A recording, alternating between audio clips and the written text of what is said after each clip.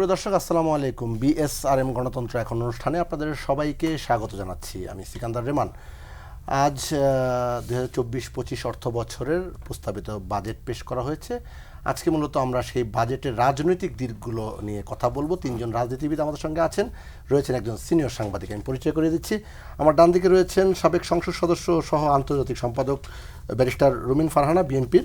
আরও রয়েছেন নাগরিক ঐক্যের যুগ্ম সাধারণ সম্পাদক ডাক্তার জাহিদুর রহমান। আমার বাদিকে রয়েছেন বাংলাদেশ আওয়ামী লীগের সাবেক কেন্দ্রীয় কার্যনির্বাহী কমিটির সদস্য অ্যাডভোকেট এবিএম রিয়াজুল কবির কাউসার। এরপর রয়েছেন সিনিয়র সাংবাদিক জাকারিয়া কাজল। আপনারা চারজনকেই আজকের আলোচনায় স্বাগত জানাচ্ছি। আলোচনা শুরু করতে চাই ডাক্তার জাহিদুর রহমান আপনাকে দিয়ে। বাজেট হলো, আসলে এই যে বাজেট হচ্ছে, বাজেট হয় সরকারি দল থেকে এবং বিরোধী দল থেকে পরস্পর বিরোধী বক্তব্য থাকে। এটা দীর্ঘদিন ধরেই হয়ে আসছে। সরকারি দল বলে ভালো বাজেট হয়েছে, ভালো বাজেট, যে বাজেট আসলে গণমুখী বাজেট। আর বিরোধী দল বরাবরই এটার একটা গদবাঁধা সমালোচনা করতেই থাকে যে না, এটা বাজেট আসলে গণবিরোধী বাজেট, ক্ষতিকারক নানা দিক রয়েছে। আসলে কি সমালোচনার জন্য কি সমালোচনা, নাকি আসলে কোনো কারণ দেখতে পাচ্ছেন? ধন্যবাদ আপনাকে। মানে আমাদের রাজনীতিটা পাল্টে গেছে। আগের রাজনীতি এখন করলে হবে না। আর শুধু রাজনীতি না, যখন মানুষ একটা সোসাইটিতে ইনক্রিজিংলি কনসাস হয়ে ওঠে, তখন তার সাথে কমিউনিকেট করতে হয় কিন্তু ওই কনসাস মানুষের মতো। আপনি দেখবেন ইদানিং আপনি যদি স্টিল কিনতে চান, স্টিলের অ্যাডভার্টাইজমেন্ট হয় এটা কি, আমি নিজে শিখলাম অ্যাডভার্টাইজমেন্ট থেকে, যেটা কি আর্ক ফার্নেস নাকি কি ফার্নেসে করা হয়, তাতে এটা শক্তি এরকম হয়, এটা ট্যাকটাইল স্ট্রেংথ, এটা ভূমিকম্প হলে এই। আগে কিন্তু রডের বিজ্ঞাপন, স্টিলের বিজ্ঞাপন এরকম হতো না, তাই না? আগে রডের বিজ্ঞাপনে হতো না, এক্স্যাক্টলি। এখন বিজ্ঞাপন হয় এবং আপনাকে পড়াচ্ছে যেটা এই কারণে better. That means people are getting more conscious. তার সাথে কমিউনিকেট করতে হয় ওইভাবে। সুতরাং আমি যখন বাজেটকে গণবিরোধী আগে বলে মিছিল, মানে এটা নিয়ে ফান হচ্ছিল আমাদের শুরুতেই, আমাদের প্রোগ্রামের আগে যে একটা ব্যানার নিয়ে নেমে পড়তাম। আজকে কিন্তু আমি যখন বলবো আমার জায়গা থেকে এটা একটা গণবিরোধী বাজেট, আমি একই কথা বলছি, কিন্তু আমি এইটা সাপোর্টিং ডেটা বা ইনফরমেশন দিতে হবে, সেটা দিয়েই কথা বলতে চাই। এবং সরকারি দলও, কাউসার ভাই আছেন, যদি বলতে চান যে এটা অসাধারণ বাজেট হয়েছে, ডেটা দিয়ে কথা বলতে হবে, তথ্য দিয়ে কথা বলতে হবে। আচ্ছা, সো এই ব্যাপারটার পরিবর্তন কিন্তু ঘটে গেছে। মানুষ এখন এত বোকা না। যেমন ওনারাও এখন শুধু উন্নয়ন হয়েছে বলেন, ওনারা এখন মানুষকে মাথা পিছু আয় বোঝান। আমার মাথা পিছু আয় এত, আমাদের জিডিপির গ্রোথ এত হয়েছে, বলছেন এগুলো? একসময় যখন রিজার্ভ বেশি ছিল, আমাদের $50 বিলিয়ন প্রায় রিজার্ভ হয়ে গেছে, এগুলো বলতো। তো আমরা যখন পাল্টা যুক্তি দিতে চেষ্টা করতাম, আমরাও ডেটা দিয়ে চেষ্টা করতাম, কেন মাথা পিছু আয়ের এই সমস্যা আছে, কেন এই আছে সেই আছে, এগুলো।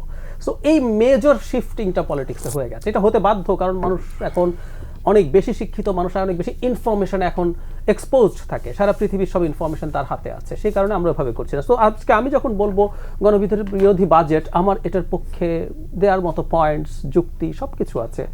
এখন আপনি যদি ধরুন, আমি কয়েকটা কি পয়েন্ট বলি, পরে আমরা ডিটেল কথা বলবো। যেমন ধরুন, বাজেট সম্পর্কে একটা কথা বলা হয় না, একটা গতানুগতিক বাজেট হয়েছে। মানে আমি বলছিলাম যে গতানুগতিক বাজেট কথাটাও গতানুগতিক হয়ে গেছে। আমরা এমন একটা সময় বসে আছি, এখানে জাকারিয়া কাজল ভাই আছেন, উনি দীর্ঘদিন এই সেক্টরের সাংবাদিকতা করেছেন, যে আমরা ইকোনমিক যে ওভারঅল ক্রাইসিস আছে, মানে একটা ক্রাইসিসের সময় এক্সট্রা অর্ডিনারি সিচুয়েশনে আপনি একটা এক্সট্রা অর্ডিনারি মেজার্স আপনি দিচ্ছেন কিনা, আমরা সেটা দেখতে চাইতাম। ক্রাইসিস তো আছে, সরকারও ক্রাইসিস স্বীকার করছে, যদিও সরকার সব ক্রাইসিসের দায় কতগুলো বিষয়ের উপরে চাপায়, সবার নাকি ক্রাইসিস, ইটস রং। তো আপনি কি কোনো রিফ্লেকশন আছে? রিফ্লেকশন নাই। দেশের মানুষের চরম সংকট যাচ্ছে তার মূল্যস্ফীতি নিয়ে। আমি টেকনিক্যাল আলোচনার সুযোগ দিলে দেখাবো যে কোনোভাবেই যে বাজেট দেওয়া হয়েছে সেটা মূল্যস্ফীতি নিয়ন্ত্রণে ন্যূনতম কোনো পদক্ষেপ নিতে পারবে না, বরং এটা বাড়াবে। শিওর, আই ক্যান প্রুভ ইট। আপনি এই মূল্যস্ফীতির চরম সংকটের সময়ে আপনি ব্যক্তি খাতের যে আয়কর, সেটা আপনি 3.5 লাখ টাকা রাখলেন। আমি 3.5 লাখ টাকার হিসাব দেখাই।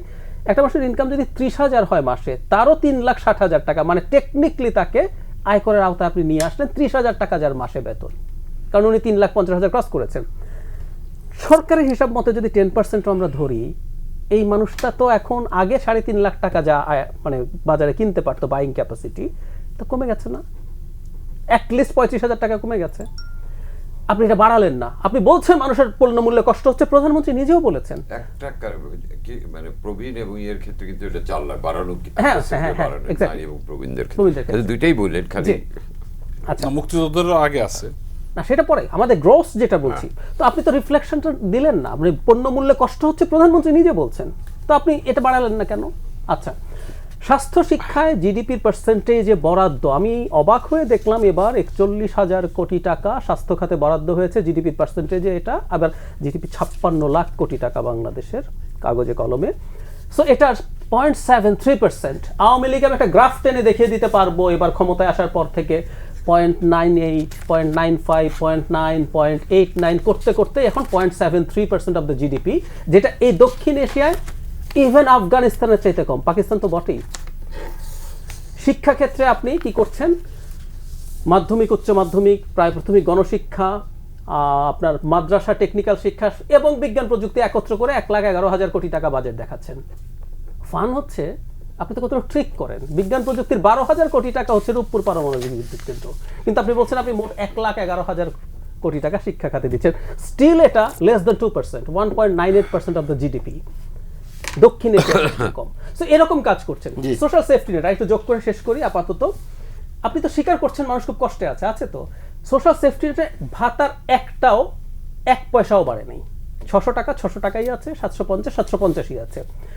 মানুষ যদি দাম বাড়ে দারিদ্র্যসীমার নিচে নেমে যায়, লক্ষ লক্ষ মানুষ দারিদ্র্যসীমার নিচে নেমেছে, কিন্তু আপনি নতুন করে যোগ করছেন। আমি এর মধ্যে 2 নম্বরের কথা বলছি না, যে যোগ্য লক্ষ্য তো আপনি ইনক্লুড করেন না, কিন্তু যোগ করেছেন এক্সট্রা এবার মাত্র 2 লক্ষ বেশি মানুষকে। তো এই যদি সব একত্র করেন আপনি দেখবেন ভীষণ গণবিরোধী। আর কালো টাকা সাদা করার গল্পটা তো আছেই। আসবো অ্যাডভোকেট এবিএম রিয়াজুল কবির কাউসার। ধন্যবাদ আপনাকেও। আমি কোনো অর্থনীতিবিদ নই, আমি জানি না ডাক্তার অর্থনীতিবিদ কিনা, আমিও না। কিন্তু গণবিরোধী বাজেট এটা প্রমাণ করার চেষ্টা করেছেন। আমরা কিন্তু গ্রাম থেকে আসছি, ঢাকা বিশ্ববিদ্যালয়ে পড়াশোনা করেছি, এমন নয় অলমোস্ট সবাই ঢাকা ইউনিভার্সিটির ছাত্র। কেন ডাক্তারের কথা শুনে আমার মনে হলো আর কি, মূল্যস্ফীতি এটা সেটা কত কিছু দেখাচ্ছেন। আচ্ছা, আমি যেভাবে শুরু করতে চাই, নতুন সরকার, একটা স্লোগান ছিল স্মার্ট বাংলাদেশের, উন্নয়ন বাড়বে, উন্নয়ন দৃশ্যমান বাড়বে, এবার কর্মসংস্থান। এটার আলোকে কিন্তু এই বাজেটটা, প্রথমত প্রত্যেকটা বাজেট আমরা দেখছি গত 15 বছরে 10 থেকে 20% বাজেট আকার বেড়েছে।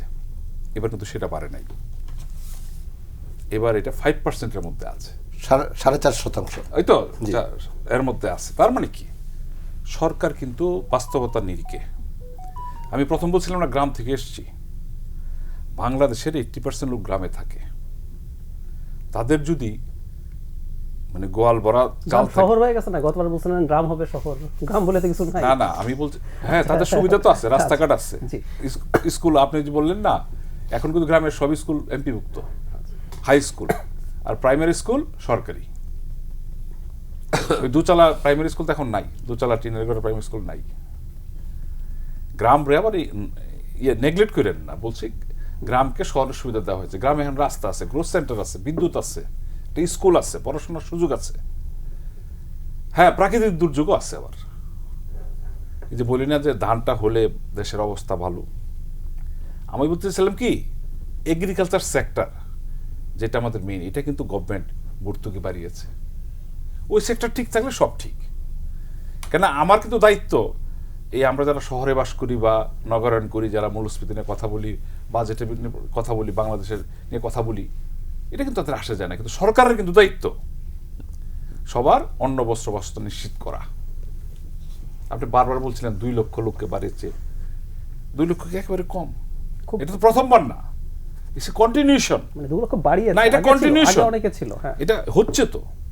আপনি লক্ষ্য করে দেখেছেন যে এবারের বাজেটে যেগুলো আমরা একটা নিত্য প্রয়োজনীয় জিনিস বলি, এই যে পেঁয়াজ, রসুন, মটর, চাল, গম, আলু, এই যে 30টা আইটেম, সরকার কিন্তু এই বাজেটে উদ্যোগ নিয়েছে এগুলো কমানোর। আমি জানি না কতটুকু কমবে, বাট সরকার কিন্তু উদ্যোগ নিয়েছে। মোবাইলে কথা বলার খরচ বাড়বে এবার, অবশ্যই বাড়ানো উচিত, মোবাইল নিয়ন্ত্রণ করা উচিত, আকাশ নিয়ন্ত্রণ করা উচিত। আমি তো বলছি, আমার ওটা দাবি। কারণ আমরা আকাশ এত বেশি ওপেন করে দিয়েছি, এত বেশি মানে অপব্যবহার হচ্ছে, নিয়ন্ত্রণ করা উচিত। হ্যাঁ, এটা তো বললেন না নিত্য প্রয়োজনীয় জিনিস। আরেকটা কমিয়েছে, দেখুন আমাদের একটা প্লেন থাকলে ভালো হতো, উড়োজাহাজের ইঞ্জিনের খরচ কমবে। আমার একটা প্লেন নাই ঘটনা চক্রে। না, গণমানুষের কথা বললেন তো আমি বললাম সরকার কিন্তু উদ্যোগ নিচ্ছে এগুলো কমানোর জন্য। দেখেন সরকারের যে ক্রাইসিস নাই, চ্যালেঞ্জ নাই, সংকট নাই, এটিকে অস্বীকার করার জো আছে, বাট মোকাবেলা করার সৎসাহস আছে। জি না ডাক্তার, একটা কোশ্চেন করতে চাই। আপনি যত টাকাই বলেন 66,000 কোটি টাকা বাজেট, এবার 7,97,000 কোটি টাকা হয়েছে, তাই তো?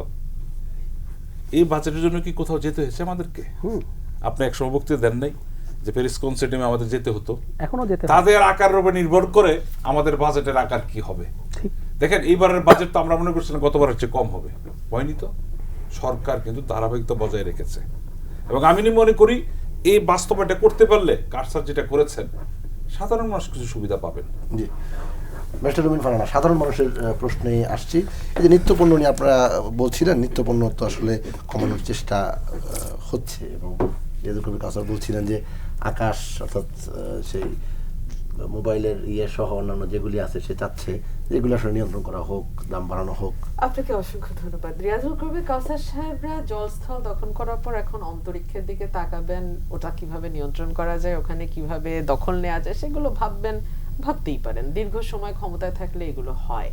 তবে আজকে বাজেটের যে স্লোগান উনি বললেন, যেই মূল প্রতিপাদ্য, সেটা হচ্ছে উন্নয়ন দৃশ্যমান, বাড়বে কর্মসংস্থান। এটা দিয়ে আমি একটু শুরু করি। এতই দৃশ্যমান উন্নয়ন যে কিছুদিন আগে প্রধানমন্ত্রী বলেছিলেন যে এক সময় তো রাস্তায় কঙ্কালসার মানুষ দেখা যেত, এখন আর কোনো কঙ্কালসার মানুষ দেখি না। এটা 2-3 মাস আগে উনি বলেছেন। মজাটা কি জানেন, উনি যখন এই কথা বলছেন ঠিক সেই সময়ে পত্রিকার খবর আসছে সরকারি জরিপ থেকে, খাবারের ঋণ নেয় 40% পরিবার। খাবার কিনতে গিয়ে ঋণগ্রস্ত হয়ে যাচ্ছে 40% পরিবার। বলা হচ্ছে, আমি এখনই বলছি, আমি তার আগে বিবিএস এর, আমি ঠিক আছে ভিতরে আমি আরো দুটো লিঙ্ক এসছে একই ধরনের খবর। মৌলিক চাহিদা মেটাতে, খাবার তো গেল খাবার, মৌলিক চাহিদা অন্ন, বস্ত্র, বাসস্থান, চিকিৎসা, শিক্ষা ঋণ করতে হয় 26% পরিবারকে। 26% পরিবার। একটা পরিবারে 4টা সদস্য থাকলে হিসাব করে নেন কি পরিমাণ লোক সংখ্যা সেখানে দাঁড়ায়। এবং বলা হচ্ছে খাবার কিনতে গিয়ে ঋণ করে 40% পরিবার, এবং সেটাকে যদি সংখ্যায় আনেন 4 কোটি মানুষ। লিঙ্কগুলো চান আমি আপনাকে মোবাইলে দিয়ে দেব, দেখতে পারবেন। কোনোটা সমকালে এসছে, কোনোটা প্রথম আলোতে এসছে, কোনোটা বণিক বার্তা এসছে। সুতরাং কোনোটাই ফেলে দেবার মতো নিউজ না। আর কর্মসংস্থানের কথা বলছেন তো, বাড়বে কর্মসংস্থান। যেই দেশে বিনিয়োগ স্থবির হয়ে আছে, যেই দেশে বেসরকারি সেক্টর ফ্লারিশ করে না, 23% আটকায় থাকে বছরের পর বছর বিনিয়োগের অবস্থা, সেখানে সরকারি চাকরির বাইরে তো আসলে কর্মসংস্থান হবার মতন আর কোনো জায়গা নাই। সেই কারণে আপনারা দেখবেন 2 দিন পর পর রাস্তায় আন্দোলন হয় 35 বছর বয়স বাড়ানোর জন্য, যাতে সেই পর্যন্ত তারা সরকারি চাকরির জন্য অ্যাটলিস্ট পরীক্ষাটা দিতে পারে। আপনি দেখবেন যে আমাদের ইউনিভার্সিটির যেই শিক্ষার্থীরা আছে, দেখবেন যে আপনি যদি পাবলিক লাইব্রেরিতে যান, ওরা পাগলের মতন গাইড বই পড়ছে, যে কোনোভাবেই হোক যাতে বিসিএস পরীক্ষাটা দিয়ে উতরে যেতে পারে। কারণ ওটা ছাড়া আসলে একটা মধ্যবিত্ত পরিবারের ছেলে যে হয়তো জমি বিক্রি করে, কোনো মতে ধান চাল বিক্রি করে এসে শহরে পড়াশোনা করছে, টিউশনি করে চলছে, সেই ছেলেটা আসলে বিসিএস ছাড়া আর কিছু চোখের সামনে দেখতে পায় না। এবং সেই কারণে বাংলাদেশে বেকারের সংখ্যা সরকার বলে কয়েক লক্ষ, 26 লক্ষ বা 27 লক্ষ। সেই 26 লক্ষ বা 27 লক্ষ হচ্ছে আইএলওর সংখ্যা, যারা পাগলের মতন চাকরি খুঁজছে, কিন্তু গত 1 মাসের মধ্যে তারা একটা চাকরি তো দূরেই থাক, মাত্র 1 ঘন্টা, 1 মাসে 1 ঘন্টা কাজ করার সুযোগ পেয়েছে, যেটার বিনিময়ে হয়তো তারা কিছু অর্থ লাভ করতে পারে। তো এই হচ্ছে বেকার কর্মসংস্থানের চিত্র, এই হচ্ছে উন্নয়নের চিত্র। হয়েছে কি, তারা তো এখন প্রাডো না V8 নিয়ে চলে। V8 দিয়ে হুশ করে একটা ফ্লাইওভারে উঠে থাম করে নামে, আবার একটা এলিভেটেড এক্সপ্রেসওয়েতে উঠে, ওরা বুঝবে কেমন করে? এখানে তো উন্নয়ন, এই যে গুটি কয়েক মানুষ নিশ্চয়ই। ফোর্বস পত্রিকায় যখন আজিজ খানের ছবি যায়, তার আয়ের সঙ্গে যখন আমি গরিব রুমিন ফারহানার আয় যুক্ত হয়ে যায়, আমার ছেঁড়া স্যান্ডেলের দাম হয়ে যায় $10,000, তা আপনি কি করবেন বলেন? তো এইটার নাম যদি উন্নয়ন হয়, হচ্ছে উন্নয়ন। আচ্ছা, এবার আসেন বাজেটের প্রসঙ্গে। ডক্টর জাহিদ খুব সঠিকভাবে বলেছেন যে একটা সময় বলা হতো গণবিরোধী বাজেট, জনবিরোধী বাজেট, এই বাজেট মানি না, মানবো না। এখন আমাদের আসলে যুক্তি তর্ক দিয়ে বলতে হয় কেন এই বাজেটটা আমরা মানি না। ফর এক্সাম্পল, 7,98,000 কোটি বা 8 লক্ষ কোটি টাকার একটা বাজেট। এটা যদি আপনি গত বছরের বাজেটের সাথে তুলনা করেন, বিবিএস এর মূল্যস্ফীতি 10%, বিআইডিএস বলছে 15%। তো সেই হিসাবে যদি টাকার অবমূল্যায়নটা আপনি হিসাব করেন, যে এটা গত বছরের বাজেটের চেয়ে আমি মনে করি না যে আরো বেশি, মানে ইনফ্লেশনটা যদি কাউন্ট করেন এই বাজেট গতবারের বাজেটের চেয়ে কমই হয়েছে। কিন্তু এই 8 লাখ কোটি টাকাটা আসবে কোত্থেকে? আপনার সোর্স অফ মানিটা কোথায়? আপনি কি রাজস্ব আদায় করতে পারছেন? আমি আয়করের কথা বলছি, ডিরেক্ট ট্যাক্সের কথা বলছি, ইনডিরেক্টে পরে আসবো। ডিরেক্ট ট্যাক্স কি আপনি আদায় করতে পারছেন? এই যে বড় একটা সংখ্যা দেখানো হয়, অ্যামাউন্ট দেখানো হয়, প্রতি বছর দেখা যায় যে সেই লক্ষ্যমাত্রা পূরণ তো অনেক পরের কথা, তার আশপাশেও যেতে পারছে আমরা এবং চাপটা গিয়ে পড়ে ইনডিরেক্ট ট্যাক্সের উপরে। সে ইনডিরেক্ট ট্যাক্স আপনি আমি যত দেই, আজিজ খানও কেনার সময়, এস আলমও কেনার সময়, সালমান এফ রহমানও কেনার সময় কিন্তু ওই টাকাটাই দেয়। সুতরাং দিন শেষে এই শুল্ক আর ভ্যাটের যে চাপ, সেটা কিন্তু সাধারণ মানুষের ঘাড়ে গিয়ে পড়ে। জাকারিয়া কাজল, এই শেষ যেটি করলেন রুমিন ফারহানা, সেটা নিয়ে আপনার কাছে জানতে চাই। এই যে লক্ষ্যমাত্রা অর্জনের যে বিষয়টি, সেটি সম্ভব হয়ে ওঠে না, এবং এই যে শুল্কের কথা বলা হচ্ছে কিংবা ইনডিরেক্ট ট্যাক্সের কথা, সবার প্রতি সমান যে বিচার হচ্ছে আর কি, সে বিষয়ে আপনারা জানতে চাই। বাজেটকে যদি আমি হার্টের সঙ্গে তুলনা করি, রেভিনিউ কালেকশন এটার মেজর চেম্বার, এটা মাথায় রাখতে হবে। এই বাজেট নিয়ে তো ইত্যাদি ইত্যাদি, আমাকে যদি বলা হয় বাজেট কেমন হলো, আমি সেই রবীন্দ্রনাথকে উদ্ধৃত করে বলবো যে ভালো মন্দ মেলায় সকলেই। বাজেটের সঙ্গে রবীন্দ্রনাথ যায় কিনা জানি না, তবে এই বাজেটের ক্ষেত্রে এটাই বলতে হয় যে ভালো মন্দ মিলায় সকলেই। বাজেট কিন্তু কেবল একটা ফিনান্সিয়াল স্টেটমেন্ট, এটার মধ্যে একটা পলিটিক্যাল ভিশন, পলিটিক্যাল ফিলোসফিও থাকে। এই বাজেটের সমালোচনার অনেক জায়গা আছে, সেটা আমি করব। তবে বাজেটের বেশ কিছু পজিটিভ দিক আমার কাছে মনে হয়েছে। যেমন ধরেন, আমি একদম নাটশেলে বলি, কারণ যেমন ধরেন বলা হয়েছে ব্যাংকে যদি আপনার 50 কোটি টাকার বেশি থাকে বা 50 লক্ষের বেশি থাকে ব্যাংক, তাহলে তাদের উপর আবগারি শুল্ক, এটা 10 লাখ থেকে শুরু হয়েছে, 10 লাখ এবার প্রয়োগ করা হবে। তার মানে কি, ধনীদের উপর একটা ট্যাক্সেশনের একটা ব্যাপার আছে, যেটা আগে বাংলাদেশে ছিল না। এটা গেল একটা দিক। আমি কয়েকটা দিক বলি, তারপর আমি নেগেটিভ যে নাই সেটা না, সেটাও আমি বলবো। তারপরে দেখেন গোল্ডের ব্যাপারে বলে 24 ক্যারেটের বেশি সোনা আনা যাবে না, 24 ক্যারেট আনা যাবে না, 22 ক্যারেট পর্যন্ত গোল্ড আনতে হবে। সাম্প্রতিক সময়ে কিন্তু গোল্ড স্মাগলিং নিয়ে অনেক সেমিনার হয়েছে। আমার কাছে মনে হয়েছে সেটা রোধ করার জন্য একটা ব্যাপার। তারপরে দেখেন আপনি, এই যে একটা মোবাইলের বেশি আপনি আনতে পারবেন না। বাংলাদেশে কিন্তু একটা শিল্প বেশ বিকাশ হচ্ছে, মোবাইলের ব্যবহার যেমন বেড়েছে, মোবাইল যারা সংযোজন করেন বা বানান, তারা কিন্তু আশা করছে যে মোবাইল আমরা তো দেশের মার্কেটের পাশাপাশি বিদেশে আমরা রপ্তানি করতে পারবো। এই ইন্ডাস্ট্রিটা কিন্তু ফ্লারিশ করার একটা চান্স মনে হচ্ছে। তারপর আরেকটা জিনিস আমার কাছে খুব ভালো লেগেছে, যে এমপি সাহেবদের যে গাড়ি, এই প্রথম সংসদে অ্যাটলিস্ট একটা প্রস্তাব এসছে যে সবাই যাতে করদানে অভ্যস্ত হন। অর্থমন্ত্রী একটা প্রস্তাব করেছেন যে এমপি সাহেবদের বিনা শুল্কের গাড়িটা যাতে না দেওয়া হয়, এটা প্রস্তাব করে। আমি জানি না উনার পার্লামেন্ট কলিগদের শেষ পর্যন্ত কোন চাপে উনি কি করেন, বাট প্রস্তাবটা আমার কাছে খুব ভালো লেগেছে। তারপর দেখেন রিজার্ভ নিয়ে অনেক কথা হয়। মে মাসে কিন্তু আমাদের রেমিটেন্স হচ্ছে 2.5 বিলিয়ন। এই ধারা অব্যাহত লাগলে কিন্তু by December it will cross 30 billion, সেটা ব্যাপার না। কিন্তু রেমিটেন্স ভালো আসলেও আমাদের এক্সপোর্ট আর্নিং কিন্তু কমে গেছে। এক্সপোর্ট আর্নিং বাড়ানোর ক্ষেত্রে আমার একটা জিনিস খুব পজিটিভ মনে হয়েছে। আগে আমরা এসএমই বলে একটা বিশাল খাত করতাম, এবার কিন্তু আমাদের মাননীয় অর্থমন্ত্রী কুটির শিল্প, ক্ষুদ্র শিল্প, অতি ক্ষুদ্র শিল্প, দিস ইজ ফার্স্ট টাইম এই ক্লাসিফিকেশনটা হয়েছে। এতে করে কিন্তু এই খাতের বিকাশটা যেমন বাড়বে, এবং আমাদের এক্সপোর্ট কিন্তু ডাইভার্সিফাই না করলে আমরা এক্সপোর্ট মার্কেটে আমরা টিকতে পারবো না, এটা হচ্ছে রিয়ালিটি। এবং এখন কিন্তু এই সব কারণে কিন্তু ডাইভার্সিফিকেশনেরও একটা আছে। স্মার্ট বাংলাদেশের কথা আমি কাউন্সিলের সঙ্গে একটু ডিফার করি।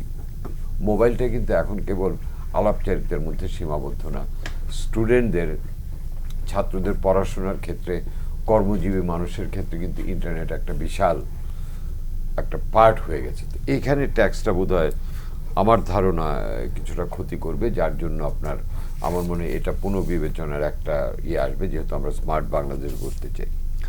আরেকটা জিনিস যেটা আমার, যে মূল্যস্ফীতি নিয়ে আমরা সবাই কথা বলছি, মূল্যস্ফীতি নিয়ন্ত্রণের কিন্তু সুনির্দিষ্ট কিছু আমি বাজেটে পাইনি, যদিও বলা হচ্ছে যে মূল্যস্ফীতি নিয়ন্ত্রণ করা হবে। আমি অন্তত সুনির্দিষ্ট কিছু আমি দেখিনি। তারপরে বাংলাদেশের দুইটা শিল্প কিন্তু বেশ ফ্লারিশ করছিল, একটা ফ্রিজ, রেফ্রিজারেটর। এখন কিন্তু একদম গ্রামেও দেখবেন একটা বিভিন্ন কোম্পানির দোকান আছে, তারা এই ইএমআই দিয়ে বিভিন্ন কম পয়সায় ফ্রিজ দিচ্ছে। ফ্রিজ এবং এসির এই ইয়েটা বাড়ানোটা কিন্তু আমাদের এই শিল্পটাকে বাধাগ্রস্ত করবে বলে আমি মনে করি। আরেকটা জিনিস আমার কাছে, পরে আমি ডিটেলে যাব, যে মূলধনী যন্ত্রপাতি এবং শিল্পের কাঁচামাল আমদানিতে যে কর বাড়ানো, এটা বোধহয় আমাদের ইন্ডাস্ট্রির জন্য খুব সুখকর কিছু হবে না। এবং ইন্ডাস্ট্রির জন্য যদি সুখকর কিছু না হয়, সেটা কিন্তু এমপ্লয়মেন্টেও একটা প্রভাব ফেলবে। কাজেই মানে অনেক নেতিবাচক দিক আছে, ইতিবাচকও বহু দিক আছে বাজেটে। সেটা যদি আমাকে আবার সময় দেন আমি আরও ডিটেলে যাব। তবে আমি যেটা মনে করি, এখন তো একটা সংকটকাল চলছে, বাংলাদেশেও আছে, বৈশ্বিক সংকট আছে, যেটা অনেক কিছুই আছে। সেই সংকটের সময়ের বাজেটটা দেয়া যতটা না কঠিন, তার চেয়ে কঠিন হচ্ছে ইমপ্লিমেন্ট করা। আমাদের অর্থমন্ত্রী কিন্তু আজকে বাজেটের আগেই বলেছেন যে বরাদ্দ বাড়িয়ে লাভ কি যদি এটা ঠিকমতো ইউটিলাইজ না হয়। আমাদের কিন্তু ইউটিলাইজেশনের ব্যাপারে একটা সমস্যা আছে। কাজে এখন মূল চ্যালেঞ্জ এই বাজেটের আমি যেটা মনে করি, একটা হচ্ছে যে ইনফ্লেশনটাকে কন্ট্রোলের কি মেজার সেটা স্পষ্ট করা হয়নি, আর ইমপ্লিমেন্টেশনের ক্ষেত্রে, কারণ প্রতি বছর দেখা যায় যে এমুক খাতে ব্যবহার হচ্ছে না। এই দুইটা হচ্ছে মূল চ্যালেঞ্জ বলে এখন আমার মনে হচ্ছে। জি, আমরা একটা বিরতিতে যাব। সুপ্রিয় দর্শক, আপনারা দেখছেন বিএসআরএম গণতন্ত্র এখন। এ পর্যায়ে আমরা ছোট্ট একটা বিরতিতে দিতে চাই, আশা করি আমাদের সঙ্গেই থাকবেন।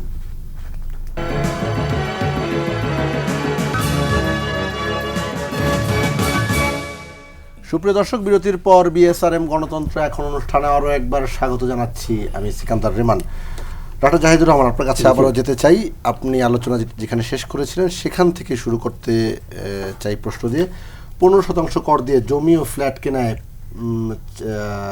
কালো টাকা সাদা করার সুযোগ বাজেটে ফেরত এনেছেন, প্রস্তাবিত বাজেটে যদি বলা হয়েছে।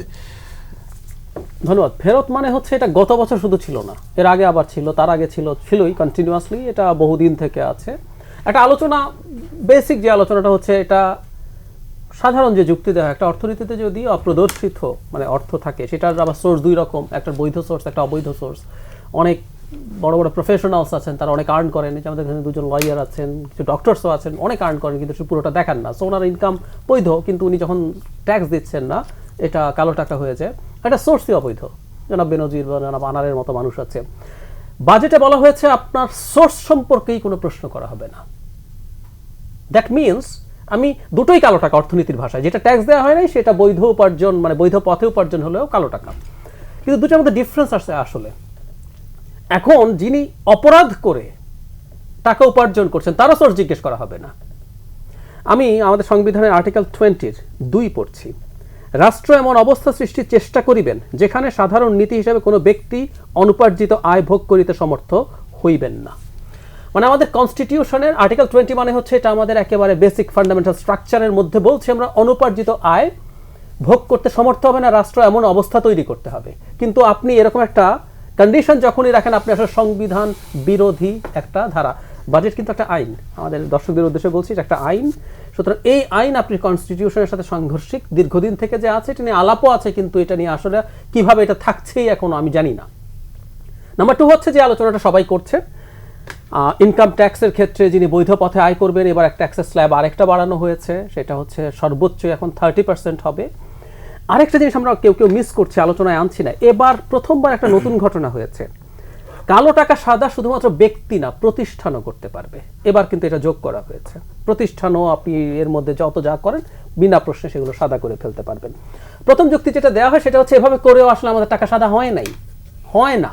কারণ বাংলাদেশে একটা ক্রিমিনাল এম্পায়ারে পরিণত হয়েছে। এখানে দিনের শেষে আপনি যদি মহা ঝামেলা কিছু না করেন বেনজিরের মতো, তাহলে আপনাকে কেউ ধরতে আসবে না। রীতিমতো আপনি আপনার সম্পদ দেখিয়ে ট্যাক্স ফাইল করে সর্বোচ্চ করদাতা হয়েছে বলে আপনি ভীষণ মানে ক্ষমতা বা ভীষণ অভিনন্দন পাওয়ার চেষ্টা করতে পারেন। কখনো ঝামেলা হবে এটা আপনি মনে করেন না, তাই এগুলো আসলে দরকার নাই। 15% দেবেন কেন? দ্বিতীয় কথা যেটা জরুরি, খুব স্বাভাবিকভাবেই যিনি ভ্যালিড এবং জেনুইন ট্যাক্স পেয়ার, এবং আমি এই ক্ষেত্রে একটু বলতে চাই, আমাদের ইনকাম ট্যাক্সের মূল খড়গটা কার উপরে চাপে জানেন?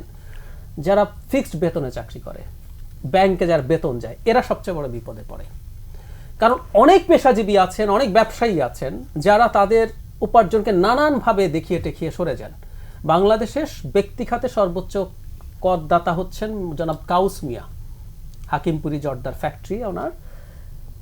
উনি বেশ বড় অঙ্কের ট্যাক্স দেন, আমরা অনেকে জানি না অঙ্কটা বলি, 40-45 কোটি টাকা উনি প্রতি বছর ট্যাক্স দেন। মানে ওনার ইনকাম এত, কয়েক হাজার কোটি টাকার মালিক, এবং উনি স্পষ্ট মানে খুব স্বাভাবিকভাবেই দেন। কিন্তু আমার কথাটা হচ্ছে অন্য জায়গায়, সেটা হচ্ছে মানে উনি হাইস্ট ট্যাক্স ব্র্যাকেটে পড়েন। আমাদের আর কি কোনো বড় ব্যবসায়ী নেই, তো ব্যবসায়ীরা সরিয়ে ফেলে। আমাদের মূল ঝুঁকিতে পড়েন যার বেতন, ধরুন একজন 2 লাখ টাকা বেতন পান, ব্যাংকে চাকরি করেন, ওনার বেতনটা তো ইয়েতে যাচ্ছে, অ্যাকাউন্টে যাচ্ছে, তো তাকে ট্রেস করা খুব সোজা। তো এই ঘটনাগুলো করতে করতে আপনি যারা বৈধভাবে উপার্জন করছেন, তার যখন এই পরিস্থিতি হয়, তখন তার মনে খুব স্বাভাবিকভাবেই এই ফ্রাস্ট্রেশন তৈরি হবে যে আমরা রাষ্ট্রের জায়গা থেকে আমাদের স্বাধীনতা, আমি যদি আমাদের কনস্টিটিউশনের মূলনীতির কথা বলি, সেখানে বলা আছে না সামাজিক ন্যায় বিচার, সাম্য, আমরা কতগুলো শব্দ এনেছি, কিন্তু তার মানে আমাদের সোসাইটিটা ইনসাফের সোসাইটি হওয়ার কথা ছিল। আপনি এটার মাধ্যমে আসলে ইনসাফ নিশ্চিত করেন না। হ্যাঁ, আমি এটা একমত যে কালো টাকা যখন অর্থনীতিতে থাকে সেটার অর্থনৈতিক ইম্প্যাক্ট থাকে, এবং কালো টাকা যদি সাদা না হয় এটা একটা ঝুঁকি থাকে, এই টাকাটা পালিয়ে যাওয়ার চেষ্টা করে, সে সবসময় থ্রেটেন্ড থাকে, সেই টাকাটা পাচার করে দেওয়ার চেষ্টা করতে পারে। সেজন্য সারা পৃথিবীতে বহু জায়গায় যে প্রসেস ফলো করা হয়েছে, আপনি ওখানে তো করবেন কি, স্বাভাবিক যে ট্যাক্স আছে সেটা তো বটেই, তার সাথে জরিমানা, এবং আপনি ওর বিরুদ্ধে ক্র্যাক ডাউন শুরু করবেন। তাহলে হয় কি, কেউ বলবেন যে এটা করলে উনি করবেন কেন, করবেন এই কারণে যে আপনি কালো টাকা আসলে রাখতে পারছেন না, আপনার বিরুদ্ধে রাষ্ট্র সরকার ব্যবস্থা নেওয়া শুরু করে। আমাদের সিআইডি আছে, আমাদের দুদক আছে, তারা এই প্রসেস যদি শুরু করে, আমাদের ইনকামটা, আমাদের রেভিনিউ এনবিআর আছে, তারা যদি এই জিনিসগুলো সিরিয়াসলি খোঁজ খবর নেওয়া শুরু করে, আপনি যদি কালো টাকা রাখতে না পারেন তখন আপনি এটা সাদা করবেন। সো ওই কথা, ওটা করা ছাড়া আপনি আসলে ইনসাফ এনশিওর করতে পারছেন না। আর দুটো জিনিস আমি একটু অ্যাড্রেস করি।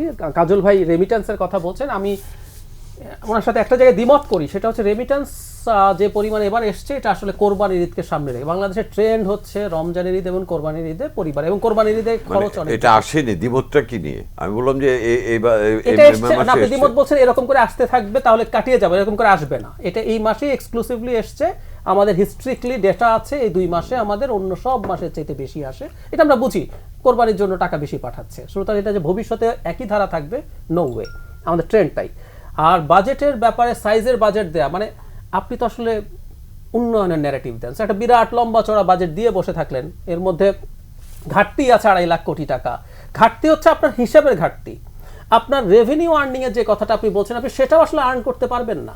যখন পারবেন না তখন এটা ছোট হয়, যেমন এবারও সম্পূরক বাজেটে একটা বিরাট অংশ কাটছাট করা হয়েছে, এটা সামনে আবার কাটছাট হবে। সুতরাং আপনি এই যে বলছেন বাজেট মানে আগের চেয়ে বেশি দেওয়া গেছে, রবি ফারহানা যেটা বলছেন যে আমরা যদি ইনফ্লেশন অ্যাডজাস্ট করি, এটা আসলে বেশি হয় না, কিন্তু তারপর কাগজের অঙ্কে যেটা দেখছেন এটাও শেষ পর্যন্ত থাকবে না। কারণ আপনি প্ল্যান করে অর্থনীতিকে ডলার সংকটের কারণে একটা মন্দার দিকে নিয়ে যাচ্ছেন, স্লো ডাউন করছেন। স্লো ডাউন করা মানেই হচ্ছে আপনার ইম্পোর্ট কমছে, ইম্পোর্ট কমাচ্ছেন আপনি, ইম্পোর্ট ডিউটি কমছে, বেচা বিক্রি কমছে, ভ্যাট কমছে, মানুষের উপার্জন কমছে, ইনকাম ট্যাক্স কমছে। সো আপনি রেভিনিউ আবার বলছেন এনবিআরই 70,000 কোটি টাকা নাকি রেভিনিউ বাড়াবে। সো এইরকম নানান রকম কথাবার্তা আপনি বলছেন, একেবারে জোড়াতালি দেয়া কথাবার্তা, এটা আদতে কোনো রকমভাবে কোনো কিছু কাজ করবে না। জি, রিয়াজুল কবির কাউসার, এনবিআরকে 4,80,000 কোটি টাকা আয়ের টার্গেট এবার দেওয়া হয়েছে। দেখুন, বাজেটের একটা সিংহভাগ টাকা আসে এনবিআর থেকে। জি, এনবিআর এর কিন্তু নতুন খাত তৈরি করতে হবে, কারণ আমাদের ব্যক্তি খাতে যে পরিমাণ 3 নাম্বার আছে, সেই পরিমাণ লোক কিন্তু ট্যাক্স রিটার্ন জমা দেন না, এটা পায় 1/3। কারণ সামর্থ্য থাকলে তো ট্যাক্স দেবে, যেটা ডাক্তার বললেন যে যাদের ফিক্সড ইনকাম, এখন কিন্তু যাদের ব্যাংক অ্যাকাউন্ট আছে সবাই কিন্তু এনবিআর এর আওতাধীন। ক্লিক দিলে পাওয়া যাবে তার ব্যাংকে কত আছে, এখানে ফাঁকি জীবীর কোনো সুযোগ নাই। সেটা গ্রাম পর্যায়ে হোক, যে অল ওভার বাংলাদেশ, আগে ছিল এটা করা যেত, এখন সুযোগ নেই। আরেকটা ব্যাপার দেখেন, কালো টাকা নিয়ে অনেক কথা হয়। টাকা তো আর কালো হয় না, টাকা সাদাই থাকে, টাকার মতোই থাকে। এটাও কিন্তু একটা সুযোগ দেওয়া হয়, যেমন অপ্রদর্শিত আয়ের কথা বলেছেন আমাদের সাবেক প্রধানমন্ত্রী বেগম খালেদা জিয়া। কেউ কেউ তাকে অ্যাডভাইস দিয়েছেন, হয়েছিল তো, হয়তো ওনার এটা ওই ফান্ডে ছিল, দেখানো হয় নাই, দেখিয়েছেন, এটা অনেক কথা হয়েছে না। এবং দেখেন এই ঘটনার পরে কিন্তু এই খাতও খুব একটা টাকা আসছে না, কারণ আসা দরকার। হয়তো এখন আমি যতটুকু জানি এনবিআর কিন্তু ব্যাংকের সাথে লিঙ্কেজ, অ্যাকাউন্টের সাথে লিঙ্কেজ হচ্ছে, যাতে হয় কি বাড়বে। আরেকটা ব্যাপার, এবং এই টিন রিটার্নের পরিমাণটা যদি আরেকটু বাড়ানো যায় 20-30 লাখ, এমনিতেই এনবিআর এটা বাড়বে। আরেকটা আমাদের খাত, যে রেমিটেন্স দিয়ে কথা বলি, যদি ওটা সব বলেছেন যে কোরবানির সময় টাকাটা বেশি আসে। দেখেন আমাদের বাংলাদেশে এখন প্রত্যেকটা গ্রামে বা প্রত্যেকটা পরিবারে 1-2 জন ছেলে বিদেশ থাকেন। তারা পরিবারের জন্য মাসে কিছু না কিছু পাঠান, এবং আমাদের মিডল ইস্ট বা বিশেষ করে মিডল ইস্টে যারা পাঠান তারা কিন্তু ব্যাংকিং চ্যানেলে টাকাটা পাঠাচ্ছেন না। বা আপনি লন্ডনে বলেন, নিউ ইয়র্কে বলেন, এখন অনেকগুলি এজেন্সি পাশাপাশি কেউ বসেন। আপনি যদি 117 টাকা 50 পয়সা বলেন, ওনারা বলেন আমরা 117 টাকা 80 পয়সা দেবো। তারা তখন 30 পয়সা কাউন্ট করে, আমি 30 পয়সা বেশি পাচ্ছি। আমার কোন চ্যানেলের টাকা বিষয়, এটা বিষয় না, আমরা বললাম 30 পয়সা বেশি পাচ্ছি, ওইভাবে পাঠাচ্ছে। এতে কিন্তু একটা বড় অংশ ব্যাংকিং চ্যানেলে আসছে না। দেখেন সরকার এখন একটা প্রণোদনা দিচ্ছেন, কেন এই খাতে আনার জন্য 2 টাকা, আর এখন তো 2.5 টাকা দিচ্ছেন, এবং এটা বাড়ানোরও পরিকল্পনা হচ্ছে। তার মানে কি, এটাও যদি মানে ব্যাংকিং চ্যানেলে আসতো, এটা বিরাট আসতো। কিন্তু এটা একটা রাজনৈতিক ভাবে প্রচারণা চালানো হয়েছিল সরকারকে ড্যামেজ করার জন্য, যে এই তোমরা টাকা পাঠিও না। সেটা কাজ করছে, এটা অনেকাংশে কাজ করেছে তো পেমেন্টের বেলায়। কেন আমি 117 টাকার 50 পয়সা যদি 180 পয়সা পাই, আমি তো আপনার সরকারকে ক্ষতি করতে চায় এত মানুষ না। এটা একটা প্ল্যান করে দু এক জায়গায় করা হয়েছে, এটা আমরা দেখেছি। কারণ মানে তারা তাদের সেই জায়গাটা যারা করছে তারা সেই জায়গায় সফল চেষ্টা করেছে। জি, দেখুন হুন্ডিতে তো আসছে, অস্বীকার করার হুন্ডিতে একটা বিরাট বাজার না, হুন্ডি না জাকির ভাই, উনি বলছিলেন যে মানে প্রচারণা হচ্ছিল যে এভাবে না পাঠানোর জন্য। না, অলরেডি নিউ ইয়র্কে অনেক জায়গায় এই ধরনের ক্যাম্পিং হয়েছিল। ক্যাম্পিং কি, আমি আপনাকে 20 পয়সা বেশি দেবো, শেষ। আমি দেখবো আমি 20 পয়সা বেশি পাচ্ছি কিনা, এতে সরকারের কি হলো আমার কি হলো বিষয় না। কিন্তু এখানে কিন্তু গভর্নমেন্ট একটা বিরাট রেমিটেন্স থেকে মানে অফিসিয়াল বঞ্চিত হচ্ছে। কারণ যেহেতু আমরা একটা বাজার তৈরি হচ্ছে সারা বিশ্বে, 1 কোটি লোক বিদেশ থাকে, তাই না? তো আমাদের তো এমন কেউ না যে আমরা বিদেশ চলে, বাংলাদেশের সাথে একটা লিঙ্কেজ সবারই আছে। এইটাও যদি আমরা আনতে পারতাম, এবং সরকার চেষ্টা করছে, এটা হয়তো এই প্রণোদনা আরো বাড়তে পারে, 3 টাকা বা 3.5 টাকা হতে পারে। আলটিমেট এটাতে আসা দরকার। এটা কিন্তু দলমত বিশেষের ব্যাপার না, এটা মানে বাংলাদেশের পক্ষে, জাতির রাষ্ট্রের পক্ষে একটা ভালো দিক, যেহেতু আমরা একটা বাজার করতে পেরেছি সারা বিশ্বে, সব জায়গায় হচ্ছে, এটা করতে পারি। দেখেন আমাদের আজকে বাজেট, এটা আমাদের মাননীয় অর্থমন্ত্রী তো স্পষ্ট বলেছেন যে বিশ্বব্যাপী মন্দা, অর্থনৈতিক সংকট সব মিলায় কিন্তু আমাদের একটা অনিশ্চয়তা ছিল। নিম্ন আয়ের মানুষের খেটে খাওয়ার জন্য, মানুষের জন্য এই বাজেটে কিন্তু আনা হচ্ছে। আমি আগে বলেছি যে 30টা পণ্য, এই যে পেঁয়াজ, রসুন, মটর, ছোলা, চাল, গম, আলু, মটর, ভোজ্য তেল, চিনি, আদা, হলুদ, মানে যেগুলো নিত্য প্রয়োজনীয় জিনিস, এগুলো কমানো হয়েছে। কিছু সুবিধা তো মানে নিম্নবিত্ত মানুষ পাবে। আর আমাদের তো একটা স্লোগান ছিল, আওয়ামী লীগের অঙ্গীকার ছিল দ্রব্য নিয়ন্ত্রণ করা। আমরা গত একটা ঈদ পার করেছি, রোজার ঈদ, যেমন আশঙ্কা করা হয়েছিল সেটা কিন্তু হয় না, নিয়ন্ত্রণে রাখার চেষ্টা করা হয়েছে। সবচেয়ে বড় কথা, অ্যাভেলেবেল যেসব জিনিস নিত্য প্রয়োজন দরকার, যেমন আমাদের সামনে একটা কোরবানির ঈদ, আপনার লক্ষ্য করলে ইতিমধ্যে কিন্তু সব থেকে এসছে যে আমাদের যে পরিমাণ কোরবানির দরকার, এর চেয়ে বেশি কোরবানি গরু কিন্তু প্রস্তুত আছে। তার মানে কি, সমস্যা নাই আমাদের। এখন তো আর বাজারে ইন্ডিয়ান গরুর বাজার নাই। আগে কিন্তু প্রত্যেক বাজারে 2টা বাজার থাকতো, একটা ইন্ডিয়ান গরুর বাজার, একটা দেশি গরুর বাজার। এখন কিন্তু ফার্মিং ব্যবস্থায় এখন তো অনলাইনে গরু কেনা হচ্ছে। তার মানে একটা এনশোর করা গেছে যে পর্যাপ্ত গরু আছে, যার জন্য ঈদের 2 দিন একবার দামও বাড়বে না, কারণ গরু আসবে। এইগুলো কিন্তু আমরা এনশোর করতে পেরেছি। হ্যাঁ, মশলার বাজারে একটু সমস্যা আছে, দাম বাড়ছে। এটা যেসব মশলা ইম্পোর্ট করতে হয়, ডলারের রেটের কারণে কিছু বাড়ছে, এটা বাস্তবতা নিয়ে স্বীকার করে নিতে হবে। কারণ সবকিছু যে বলবো দাম কমে গেছে, কি যৌক্তিক কারণ দেখতে হবে আছে কি আছে নাই। তারপর আমরা মনে করি এই বাজেটটা করার জন্য আমাদের দলের পক্ষ থেকে সাধারণ মানুষের নিরাপদ এবং স্বচ্ছন্দ করার জন্য চেষ্টা করা হয়েছে। কিন্তু আমাদেরকে উদ্যোগ নিতে হবে। ব্যবসায়ীর দেখেন আজকেও আমাদের পার্লামেন্টে আমাদের দলের পক্ষ থেকে বক্তব্য হয়েছে সিন্ডিকেট নিয়ে।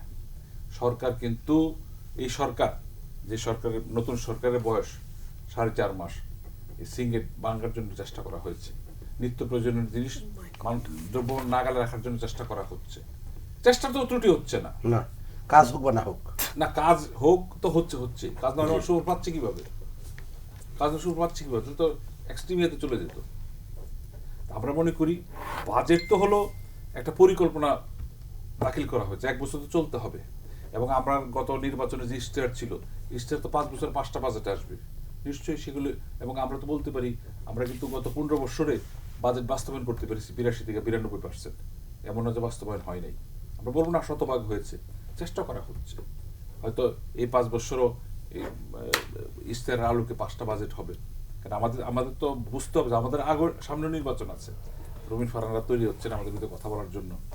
আমরা চাই নির্বাচনটা ফেস করুক, জনগণ যাকে বাছাই করে নেয়। তবে আওয়ামী লীগ জনগণের জন্য কাজ করবে, সব ধরনের নিম্ন পর্যায়ের মানুষ। আপনারা দেখেছেন সারা বাংলাদেশে এখন এই যাদের ঘর নেই, এই প্রজেক্ট কিন্তু চলছে। আমরা শতভাগ বিদ্যুতের ব্যবস্থা করতে পেরেছি, তাই না? তারপর গৃহহীন লোকের ঘর করার একটা ব্যবস্থা করা হয়েছে। মানে স্বাধীন দেশে একটা মানুষ ঘরবিহীন থাকবে, বা মৌলিক অধিকার যেগুলো আগে যে স্লোগান ছিল মানুষ না খেয়ে মারা যায়, এটা তো হচ্ছে না। ন্যূনতম ব্যবস্থা আমরা করতে পেরেছি, এই সরকার করার চেষ্টা করছে, এ দ্বারা বজায় রেখেছে। মিস্টার রুবিন ফারহান, এত কিছু হচ্ছে, তারপর সমালোচনা আসলে কেন করছেন আপনারা? আমার না কাউসার ভাইয়ের কথা শুনতে শুনতে মনে হচ্ছিল যে সর্ব অঙ্গে ব্যথা ওষুধ দিব কোথা, একটা বাংলা প্রবাদ আছে না, ওরকম।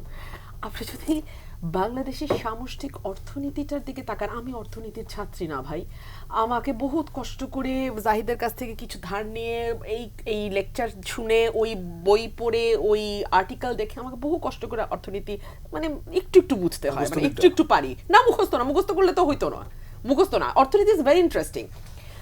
আপনি যদি সূচকগুলোর দিকে তাকান, প্রত্যেকটার অবস্থা ভয়াবহ। এবং এই যে বাজেটটাকে বলা হচ্ছে গতানুগতিক, তার পেছনে কারণ হচ্ছে এই সমস্যাগুলোর একটিকেও এই বাজেটে অ্যাড্রেস করা হয় নাই। আমি শুরুতেই বলছিলাম মূল্যস্ফীতির কথা। বিবিএস এর জরিপ 10%, বিআইডিএস 15%। আমরা সাধারণ মধ্যবিত্ত মানুষ যখন বাজারে যাই, আমরা বুঝতে পারি মূল্যস্ফীতি কাহাকে বলে, কত প্রকার ও কি কি। যেই সবজিটা আমি গত সপ্তাহে হয়তো 40 টাকা কেজি করে কিনছি, গত 40 টাকা কেজি বোধহয় কোনো সবজিও না, 60-70 টাকা, সেটাই পরের সপ্তাহে 100 হয়ে যায়। সিন্ডিকেটের কথা বলছিল না, আমি আমার পুরনো কিছু বক্তব্য দেখছিলাম সংসদে, আমার একটা বক্তব্যের হেডলাইন করা হয়েছে, রুমিন ফারহানা বলছেন এই সরকারি সিন্ডিকেট। আমি আবারও 2 বছর পরে আজকে একই কথা বলে যাচ্ছি, এই সরকারি সিন্ডিকেট। সুতরাং এই সিন্ডিকেটকে অ্যাড্রেস করবে এই সরকার, এটা আশা করবার কোনো কারণ নাই। আমাদের খাদ্যমন্ত্রী সাধনচন্দ্র মজুমদার, ওনার একটা চাল কল আছে, আপনি জানেন, উনি বিরাট চাল কলের মালিক। এবং এটা নিয়ে ওনাদের দলেরই প্রিভিয়াস যিনি শিল্পমন্ত্রী ছিলেন, প্রতিমন্ত্রী কামাল আহমেদ মজুমদার, 2 মজুমদার, কামাল আহমেদ মজুমদার বলেছিল যে এটা তো কনফ্লিক্ট অফ ইন্টারেস্ট, এটা তো থাকতে পারে না, একজন খাদ্যমন্ত্রী তো চাল কল থাকতে পারে না। এটা পৈতৃক ব্যবসা। বাংলাদেশে পৈতৃক ব্যবসা উনি খাদ্য মন্ত্রণালয় নিবেন না, না হলে তিনি ব্যবসা ছাড়বেন, টাকার করবেন না। শোনেন, বাংলাদেশে প্রতিদিন 7 কোটি কেজি চাল লাগে। 1 টাকা যদি বাড়ানো যায়, একদিনে আপনি বাজার থেকে 7 কোটি টাকা তুলবেন। আর 1 সপ্তাহে আপনি কত কোটি টাকা তুলতে পারেন? 49 কোটি টাকা। এটাকে আপনি বছরে নেন, এটাই তো মজাটা। এটাকে 365 দিয়ে গুণ করেন, তাহলে আপনি বুঝবেন কত, 2,500 কোটি টাকা। না 1 টাকা সারা বছরে যদি 1 টাকা বাড়ে 365 দিন, 2,500 কোটি টাকা। 4 টাকা বাড়লে 10,000 কোটি টাকা স্রেফ বাজার থেকে নিয়ে যাবে। আরেকটা হিসাব দেই না, ডেইলি বাড়বে না, বছরে 1 টাকা, বছরে 1 টাকা। তেল, সয়াবিন তেল, আবারও আসেন সরকারি সংস্থা ভোক্তা অধিকার সংরক্ষণ অধিদপ্তর, তাদের হিসাব বলছে 15 দিনে বাজার থেকে সয়াবিন তেলের নামে 1,000 কোটি টাকা জাস্ট তুলে নেওয়া হয়েছে কারসাজি করে, কারো কোনো বিচার হয় না।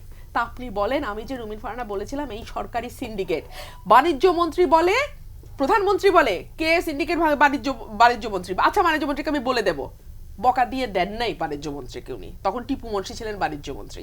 পরে সাংবাদিকরা যখন বাণিজ্য মন্ত্রীকে ধরছে, বলে না প্রধানমন্ত্রী তো আমাকে কিছু বলে নাই, এজন্যই তো নাই এবার। হ্যাঁ নাই, যা করা। এবং আমি একটা কথা আজকে বলে যাই, টিপু মুন্সি সাহেবকে আমরা বহু গালাগালি করছি, সবাই মিলে করছি, উনি একটা ছোট্ট অংশ মাত্র, ভাগ বহুদূর যায়, বহু বিস্তৃত পরিসরে যায়। সুতরাং টিপু মুন্সি কেন, আপনি যেই মুন্সিকে ওই জায়গায় বসান, যখন টিটু মুন্সি এসে কোনো মুন্সি দিয়ে আপনি কোনো কাজ করতে পারবেন না। আচ্ছা, মূল্যস্ফীতির কথা থেকে যে কথাটা বলছিলাম, যে এটা কন্ট্রোলের জন্য যেই একটা আন্তর্জাতিক নিয়ম, সুদ হার বাড়িয়ে দেওয়া। বাংলাদেশ আপনি জানেন দীর্ঘ সময় বছরের পর বছর 9-6 একটা খেলা চলছে। 9-6 এই খেলাটা কাদেরকে সুবিধা দেওয়ার জন্য? 9%-এ সুদ নিয়ে ব্যবসা করার নামে যারা এই টাকাটা বাইরে নিয়ে যেতে পারে তাদের জন্য। এই যে বাইরে নিয়ে যাওয়ার কথা বলছি না, এটাও হিসাব থেকে বলছি। আন্ডার ইনভয়েসিং, ওভার ইনভয়েসিং, রপ্তানি এবং আমদানিতে এই করে জাস্ট এইটা হুন্ডি টুন্ডি না, আন্ডার অ্যান্ড ওভার ইনভয়েসিং এর মাধ্যমে ব্যাংকিং চ্যানেলে জিআইএফ এর রিপোর্ট বলছে বছরে বাংলাদেশ থেকে 72,000 কোটি টাকা যায়, আর নির্বাচনের আগে আগে যায় 1 লাখ কোটি টাকা। এরপরে যখন এই তথ্য আসলে 14 পর্যন্ত জিআইএফ আমাদের এই তথ্য দিয়েছে, এরপরে আর দিতে পারে নাই। কেন পারে নাই? পারে নাই এ কারণে যে বাংলাদেশ ব্যাংক এরপরে আমদানি রপ্তানি কোনো তথ্য আর জিআইএফ এর কাছে দেয় নাই, সুতরাং তাদের পক্ষে আর হয়নি। তাহলে আপনি বলেন কেন বাংলাদেশ ব্যাংক দেয় নাই? কাদেরকে রক্ষা করার জন্য বাংলাদেশ ব্যাংক দেয় নাই? কার টাকা পাচারটা যাতে লোকচক্ষুর অন্তরালে থাকে তার জন্য বাংলাদেশ ব্যাংক দেয় নাই? ওই যে বললাম না সর্ব অঙ্গে ব্যথা। ভাই আমি কোথা থেকে শুরু করব, কোথায় যাব? রিজার্ভ ক্রাইসিসের কথা আসেন। গত 3 বছরে গড়ে বছরে $1 বিলিয়ন করে রিজার্ভ কমেছে। 2021 সালে যে রিজার্ভ ছিল $48 বিলিয়ন, সেটা নিট রিজার্ভ এসে দাঁড়িয়েছে $12 বিলিয়ন একটু উপরে। তার মানে 36 মাস, 3 বার 36 মাস, প্রতি মাসে $1 বিলিয়ন করে, সরি প্রতি বছর, প্রতি মাসে $1 বিলিয়ন করে রিজার্ভ নাই হয়েছে। রিজার্ভ বাড়ানোর জন্য আপনি কি করতে পারেন? আপনার হাতে কয়েকটা ওয়ে আছে। একটা হচ্ছে রেমিটেন্স। মূল ইয়েটা রিজার্ভের ভিত্তিটা হচ্ছে রেমিটেন্স। কিছুদিন আগে খবর এসছে 4 এমপি, এক হালি এমপি, নিজাম হাজারি, আহম মোস্তফা কামাল, মাসুদ উদ্দিন, আর আরেকটার নাম কি? Benazir Ahmed. Benazir Ahmed, thank you. Not that Benazir, not that Benazir, আমাদের তো বেনজির স্কয়ার। না না, এটা ওই সাভারের। আচ্ছা, এই চারটা মিলে 24,000 কোটি টাকা, 24,000 কোটি টাকা এই বাজার থেকে নিয়ে প্রবাসীদের যাওয়া বন্ধ। এখন 100টা এজেন্সির মাধ্যমে নেওয়া হয়তো 100টা এজেন্সি সকলকেই এই 4 এমপিকে 4 এমপি 4 এজেন্সি খুশ করে যেতে হতো। 24,000 কোটি টাকা শেষ নাই। এবং 32,000 শ্রমিক যারা আমাদের এই রিজার্ভটা তৈরি করে দেয়, কারিগর, রিজার্ভ তৈরির কারিগর, তারা লাস্ট দিন এয়ারপোর্টে বসে কান্নাকাটি করছে। কেউ ভুয়া টিকিট পাইছে, কেউ টিকিটই পায় নাই, কারো টাকা মেরে দেওয়া হয়েছে, এজেন্সি ফোন ধরে না, এক্সেট্রা এক্সেট্রা এক্সেট্রা। মালদ্বীপের বাজার বন্ধ। তার মানে রেমিটেন্সের অবস্থা কি? রপ্তানিতে আসেন, বলা হচ্ছে মে মাসে রপ্তানি পণ্য কমেছে 16%। এই মে মাসে পণ্য রপ্তানি 16% কমেছে। আপনার রিজার্ভটা কি আকাশ থেকে আসবে? রিজার্ভ আসবে কোত্থেকে? এই রপ্তানি, রেমিটেন্স, বিনিয়োগ, ঋণ, বিনিয়োগের কথায় আসেন। আপনি তো মুডিজ, ফিচের পরে কি? S&P, Standard & Poor's, তিনটা অর্গানাইজেশন, তারা ঋণ মান যাচাই করে। প্রত্যেকটা বলছে বাংলাদেশের ঋণ পরিশোধের অবস্থা ক্রমাগত খারাপের দিকে যাচ্ছে, যেই কারণে আমরা বিদেশি এয়ারলাইন্সের টাকা দিতে পারছি না। সবচেয়ে বড় খেলাপির মধ্যে বাংলাদেশ একটা, পাকিস্তান একটা। বাংলাদেশ বোধহয় 34,000 কোটি টাকা, পাকিস্তান 40,000 কোটি।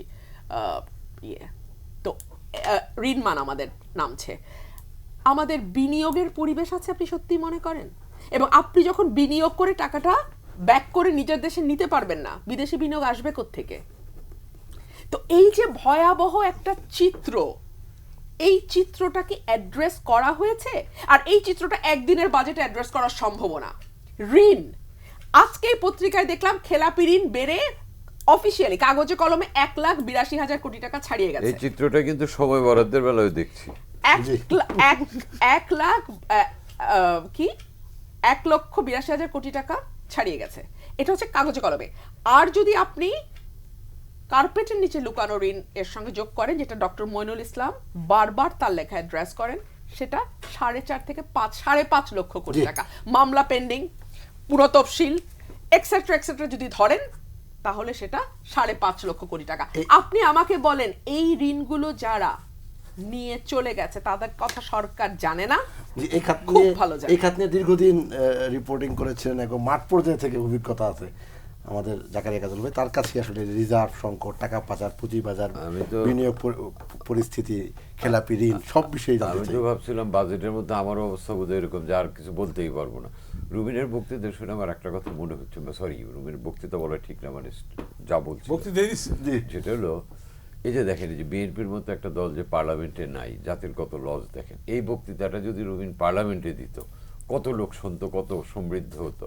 কারণ আমি না, আই এম নট টিজিং আর, মানে আমি গত বাজেটে, আমি এটা অনেকবার বলেছি, তার বাজেট বক্তৃতাটা খুবই চমৎকার ছিল এবং এত বেশি তথ্য সমৃদ্ধ ছিল। এই বিএনপির এই নির্বাচনে না যাওয়ার কারণে এটা জাতি বঞ্চিত হচ্ছে। এবং আবার আওয়ামী লীগের জন্য একটা আশীর্বাদও আছে। তারেক রহমান আল্লাহর রহমতে যতদিন বিএনপি লিডারশিপে আছে, আওয়ামী লীগের কোনো টেনশন নেই। কারণ তারেক রহমান যতদিন আছে বিএনপি এইভাবেই চলবে। আচ্ছা, that is a different price. এবার আসেন আপনি, কালো টাকা নিয়ে অনেক কথা হচ্ছে। আমি যেটা মনে করি, বাংলাদেশের কোনো আমলেই কালো টাকা এই 15% দিয়ে কোনো লাভ হবে না।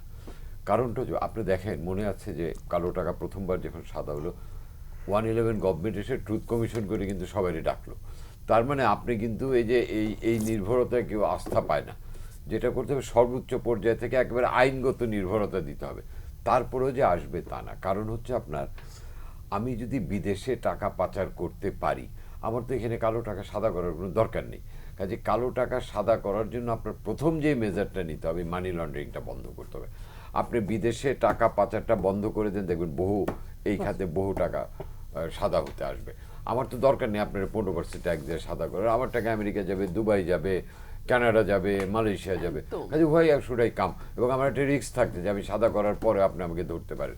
কাজেই first what you have to do, সেটা হচ্ছে আপনাকে এই মানি লন্ডারিংটা টোটাল বন্ধ করেন। কালো টাকা দেখবেন আপনি এখন যেটা আসছে তার চেয়ে বেশি আসবে, তাই না? কারণ ডক্টর সাহেব একটা খুব ভালো কথা বলেছেন, কিন্তু যে কালো টাকা কিন্তু একটা হলো অবৈধভাবে উপার্জিত কালো টাকা, আর একটা হচ্ছে উপার্জন করছে আমি সৎভাবে, বাট এটা প্রদর্শিত হচ্ছে না। আরেকটা জিনিস, যে আমরা যে 15% বলি, এটা কি আমরা যারা সৎ করদাতা তাদের সঙ্গে একটা বৈষম্যমূলক আচরণ করছি না? আমি সৎভাবে ইনকাম করি, আমি একটা বিশ্ববিদ্যালয়ে পড়াই বা ব্যাংকে চাকরি করি, আপনি আমার টাকা ব্যাংকে যে আপনি কেটে নিচ্ছেন, আর আরেকজন বা আপনি আমি চুরি করি, আমার ট্যাক্স দিতে হবে। আমি চুরি করে জমাইছি, আমি দেবো 15%, আপনি দেবেন 30%। আমি এটাকেও নৈতিকতা বিরোধী মনে করি। আমি মনে করি এই সুযোগটা থাকলে ওই সমহারে কর দেওয়ার পরে এটা করা উচিত ছিল। এই পার্সেন্টেজটাও it should be 30%, like a legal মানে ট্যাক্স পেয়ার। এটা করা উচিত ছিল। কিন্তু কালো টাকাকে আপনার বাজারে আনতে হলে আপনাকে মানি লন্ডারিং বন্ধ করতে হবে। এটা না করলে আমার জন্য টাকার জন্য নিরাপদ গন্তব্য আছে, আমি কেন করব? আরেকটা দেখেন, এনবিআর কথা আসলো যে এনবিআরকে এত দেওয়া হয়েছে। আমার কাছে যেটা মনে হয়, মাঠ পর্যায়ে আমি যেটা দেখেছি, আমাদের দেশে অনেক অ্যাসেট কিন্তু আন্ডার ভ্যালুড এবং আন্ডার অ্যাসেট। ঢাকা শহরে যত আবাসন আছে বা রিয়েল এস্টেটের যেগুলি আছে, এগুলো প্রত্যেকটা আন্ডার ভ্যালুড। আপনি এই খাতটাকে আপনি প্রপার ভ্যালুতে অ্যাসেস করেন না। আমি যাব ইন্সপেক্টর, আপনার ফ্ল্যাটে যাব, আপনি আমারে খুশি করে দেবেন, আমি এটার 5 টাকার ভ্যালু দেখাই দিব 1 টাকা। কাজে আমার তো ওখানে 4 টাকার ট্যাক্স আমি দিচ্ছি না। তারপরে এখন কিন্তু অনেক খাত, যেমন কৃষি খাতে আমরা মৎস্য ব্যবসা করে দেখা যায় একজন হাজার হাজার কোটি টাকার মালিক হয়ে যাচ্ছে। এখন কিন্তু এগ্রিকালচার এবং এই ফিশিং এইসব খাত কিন্তু ইন্ডাস্ট্রির মতো হয়ে গেছে। Why don't you impose tax on them, তাই না? কাজে আপনি যদি ট্যাক্স নেটটা বাড়ান এবং অ্যাসেসগুলি ঠিক মতো করেন, তাহলে কিন্তু এনবিআরের যেমন রেভিনিউ আর্নিংয়ে সহজ হবে, তেমনিভাবে কিন্তু সাধারণ মানুষের উপরে চাপটা কমে যাবে। আর নয়তো কিন্তু সাধারণ মানুষের উপর চাপটা বাড়তেই থাকবে। কাজেই এনবিআরের একটা রিফর্ম জরুরি, এবং এটা প্রতিবারই বলা হয়, এই রিফর্মটা করা হয় না। আর অ্যালোকেশনের কথা যদি বলেন, আমার মনে আছে বঙ্গবন্ধুর প্রথম বাজেটে কিন্তু 23% ছিল শিক্ষা খাতে, 17% ছিল স্বাস্থ্য খাতে বরাদ্দ। ইফ ইউ গো ব্যাক, আপনারা এটা ঘাটলেই দেখা যাবে। আমরা কি সেই ধারাটা কিন্তু আমরা বহাল রাখতে পারছি না। এবার কিন্তু আমাদের জনপ্রশাসনের এবং আইন শৃঙ্খলা রক্ষাবাহিনীর পিছনে একটা বিশাল টাকা চলে যাচ্ছে। আমি এটা আমলা তোষণ যদি নাও বলি, আমলা পোষণে তো আমার বাজেটের একটা বিশাল, আমি শব্দ দুটো খুব সচেতনভাবেই ব্যবহার করছি। তোষণে না হলে পোষণে কিন্তু আমার বাজেটের একটা বিশাল অঙ্ক চলে যাচ্ছে। দরকার আছে আপনার আইন রক্ষা যদি ঠিকমতো না হয়, তাহলে আপনার পরিস্থিতি অনেকই হবে। কিন্তু এক্ষেত্রে বোধহয় আমাদের একটু রিভাইজ চিন্তা করার একটা উপায় আছে। এবং আমাদের দেখেন, আমাদের বাজেট বাস্তবায়নের হার কিন্তু সন্তোষজনক, এটা যে যাই বলো। হ্যাঁ, গতবার আমাদের রিভাইজ বাজেট কিন্তু আমরা 85% বাস্তবায়ন করেছি। কাজে এই বাজেটে যে চ্যালেঞ্জগুলি আছে, একটা হচ্ছে আপনার ইন্ডাস্ট্রিয়ালাইজেশনে আমার মনে হচ্ছে কেন যেন এটা ধাক্কা খাবে। কারণ আপনি ক্যাপিটাল মেশিনারিজ এবং ইম্পোর্টেড র মেটেরিয়ালসের উপর আপনার এটা ট্যাক্স বসাচ্ছে, তাই না? আর বাজেট কিন্তু এটা হলো প্রস্তাবনা, এটা কিন্তু বাজেট পাস না। আর আমাদের দেশে একটা কমন ট্রেন্ড আছে, যেমন ধরেন এই মগটা, বাজেটে মগের দাম বাড়ানো হয়েছে, আর এই কলমের দাম কমানো হয়েছে। আপনি আজকে কলম কিনতে যান বাজারে, দেখবেন যে কলম কিন্তু আগের দামে, কেন ভাই এটা আমার আগের দামে কেন, এটা তো কম দামে দিতে পারবো না। আর মগের দামটা যে বেড়ে গেল, এটা কিন্তু আগের দামে কেনা হলেও বেড়ে যায়, তাই না? এই জিনিসগুলি কিন্তু আমাদের প্র্যাকটিসের মধ্যে পড়ে আছে। আর আমি বটম লাইন যেটা বলবো, এই যে আমরা এত তাত্ত্বিক আলোচনা করছি, সাধারণ মানুষের কিন্তু এইসব আলোচনায় কোনো আগ্রহ নেই। তারা কালকে সকালে পত্রিকাটা কি খুলে বাড়ছে, দেখবে কি কমছে? কোনটা, কারণ এটা আমাদের সংবাদপত্রে একটা ট্র্যাডিশনালি আছে, দাম কমলো দাম বাড়লো, তারা কিন্তু কালকে ওইটাই পড়বে, কোন জিনিসের দাম কমলো কোন জিনিসের দাম বাড়লো।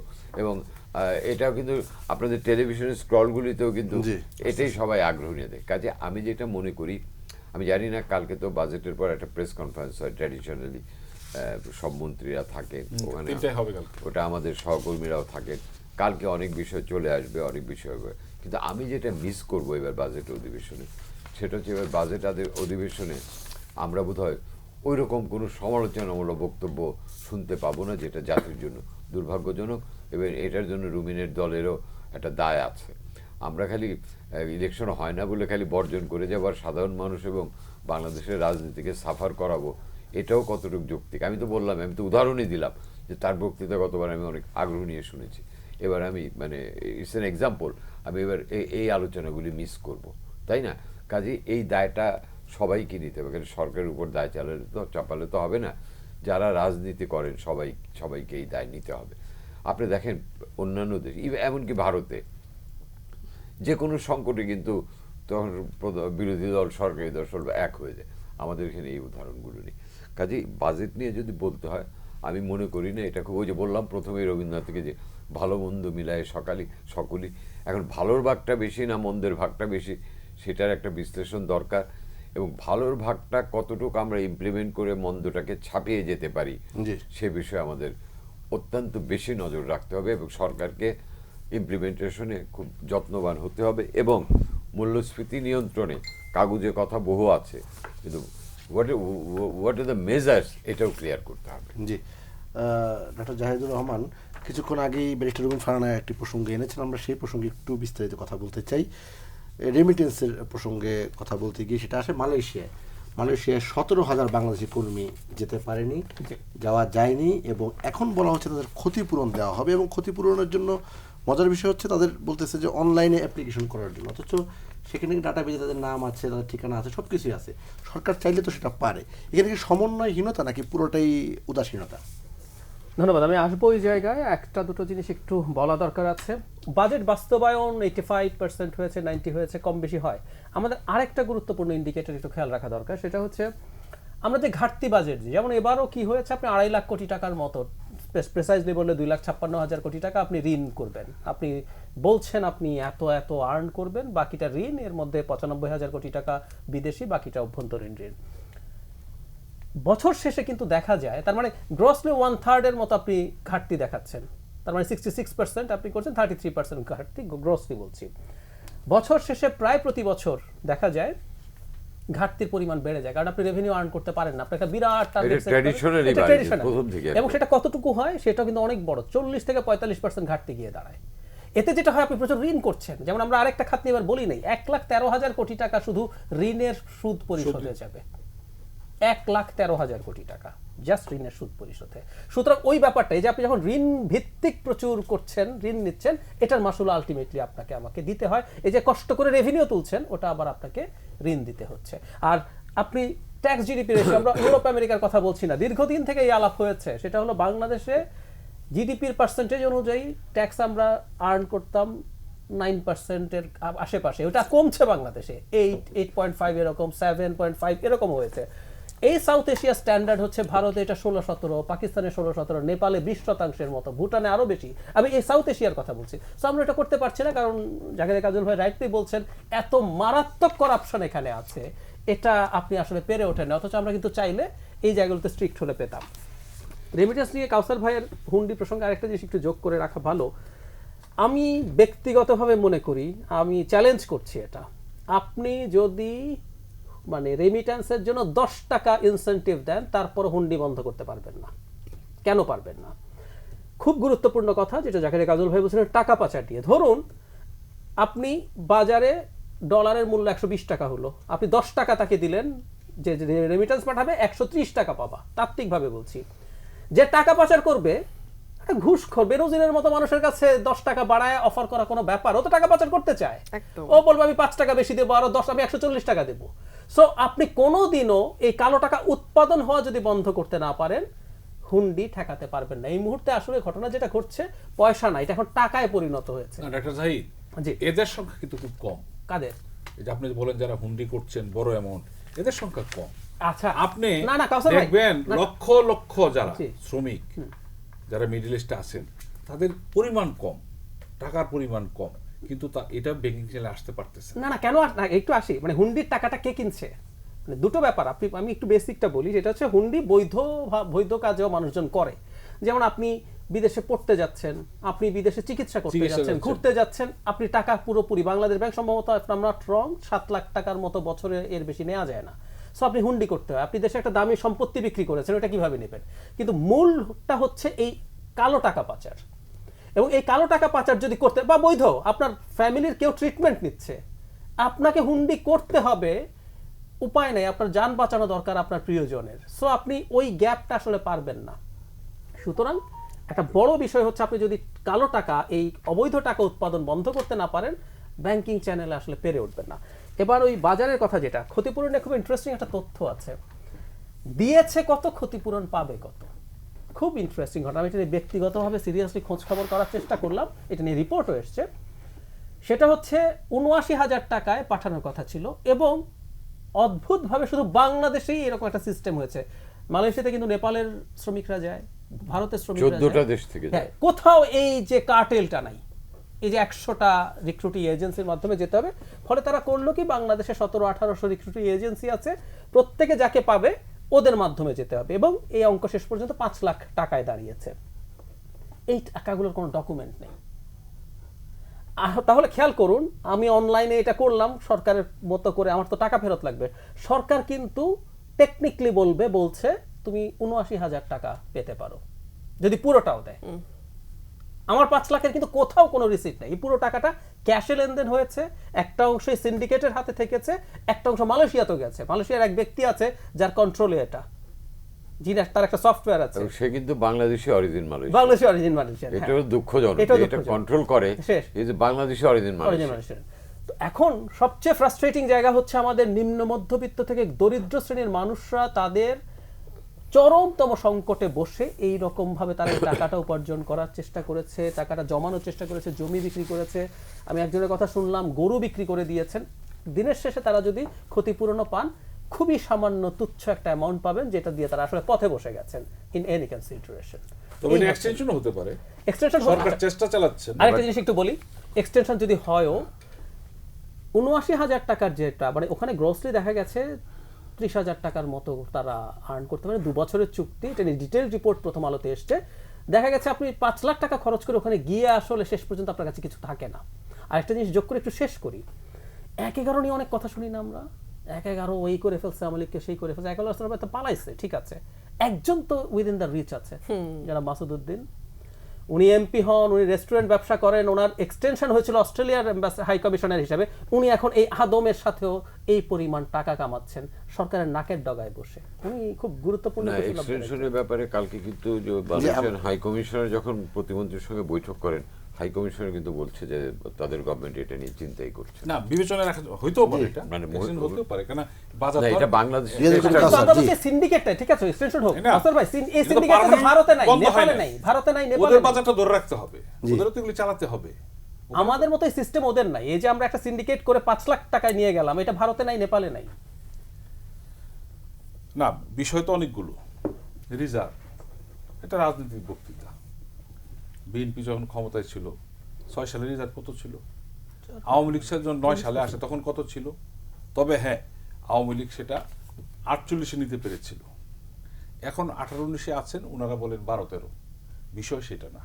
আমাদের প্রধানমন্ত্রী বলেছেন যে আমাদের 3 মাসে আমদানির খরচটা থাকলেই হয়, টাকাটা থাকলে তো হয়, কেন আমাদের অনেকগুলো যেগুলো আমদানি 3 মাস পর করতে হয়। এটা তো রাজনীতি ইস্যু করার দরকার নেই। দেখেন, রপ্তানি সূচক, আমাদের বড় রপ্তানি হলো গার্মেন্টস সেক্টর, একমাত্র সত্যি। এটা কিন্তু দুইটা সিজনে হয়, একটা উইন্টারকে সামনে রেখে একটা সামারকে সামনে রেখে। যেমন এখন অনেক জায়গায় শীত চলছে, কিন্তু সিজন শুরু হলে তখন ডিমান্ডটা থাকে। দেখবেন কোনো মাসে রপ্তানি কমেছে 16%, এইটা খুব বলেন, কিন্তু 2 মাস পরে আবার এটা বাড়ছে 23%, ওটা কিন্তু বলে না যে সারা বছর কি 23 থাকবে। No. যতটুকু সুবিধা ততটুকু কিন্তু বলে না, আর কি। যখন যে সুবিধাটা নেয় আর কি। জি নিউজে এই মাসে একটু কমেছে, যেমন রেমিটেন্স লক্ষ্য করে দেখবেন কমছে বাড়ছে, এই যে রেমিটেন্সের ধর্ম। হ্যাঁ ধর্ম, কিন্তু যখন কমে রেমিটেন্স ধরাশায়ী। আর এইভাবে বলে থাকেন এই রেমিটেন্স বলেন আর এই রপ্তানি সূচক বলেন, এটা ভেরি করতে পারে। হ্যাঁ, ঈদের সময় একটু অবশ্যই বেশি আসে, এটা তো সবাই চায় তার পরিবার, যেমন এই কোরবানিতে একটু বেশি টাকা আসবে, গরুর টাকা আসবে তো বিদেশ থেকে, তাই না? আমারও তো 5 ভাই গরুর টাকা পাঠাবে, তো টাকা আসবে না। যাই হোক, বলছিলাম কি, আর এই মালয়েশিয়ার ব্যাপারটা জি সেটাই প্রশ্ন। দেখুন, এটা ইতিমধ্যে সরকার কিন্তু আলোচনা শুরু করেছে। যেমন লক্ষ্য করে দেখেছেন হজের আগে কি দাঁড়ালো, 50,000 হাজির হয়নি, ভিসা হয়নি। তা আমিও চিন্তা করলাম হজ করবে কিভাবে। 1 সপ্তাহের মধ্যে কিন্তু আর সমস্যাটা নেই, 942 জনের সমস্যা হয়েছিল, সেটা সরকার এজেন্সিকে ডেকেছে এবং এটাও হয়ে গেছে। তার মানে কি, আমি মনে করি মালয়েশিয়ার ব্যাপারটা কিছুদিনের মধ্যে এটা হয়ে যাবে, যেহেতু টাকা পেমেন্ট হয়েছে বা যারা লোক নিতে চায়। হ্যাঁ, তারা একটা 30 মে একটা দিচ্ছিল, ওইটা এক্সটেন্ড হয়ে যাবে, কারণ আলটিমেট তো লোক দরকার মালয়েশিয়ার, নিতেই হবে। আর আমাদের যেহেতু দেওয়ার সামর্থ্য আছে, আমরা নেব।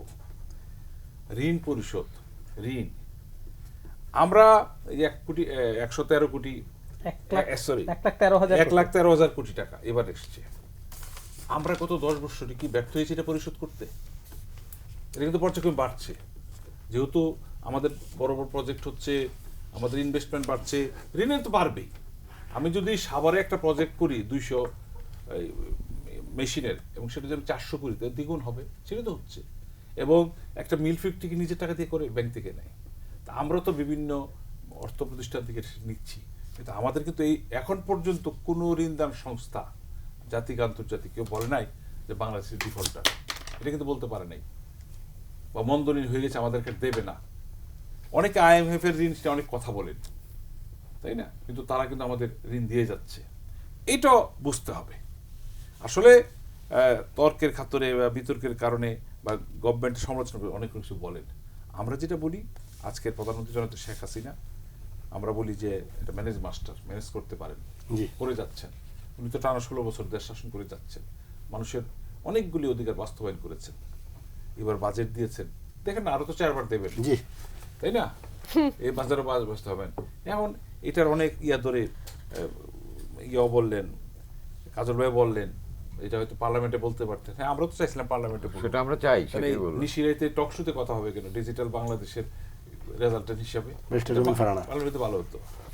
যেই দেশে ভোট হয় নিশিরাতে, সেই দেশে নিশিরাতে তো ভোট হয়, স্ট্যান্ডার্ড, অনেকের সময় তো ভোট হতোই না। আচ্ছা যাই হোক, ঋণের কথা হচ্ছে, আমি আমার আগের সেগমেন্টেই 3টা ইন্টারন্যাশনাল অর্গানাইজেশনের নাম বলেছি, আমি আর রিপিট করব না, যারা খুব ক্লিয়ারলি বলে দিয়েছে বাংলাদেশের ঋণ মান কমছে, এবং বলা হচ্ছে যে রেমিটেন্স কখনো বেশি আসে, কখনো কম আসে। সত্য কথা, কোনো মাসে হয়তো আপনার সব মিলিয়ে 50,000 টাকা খরচ হয়, কোনো মাসে হয়তো 55,000 টাকা খরচ হয়।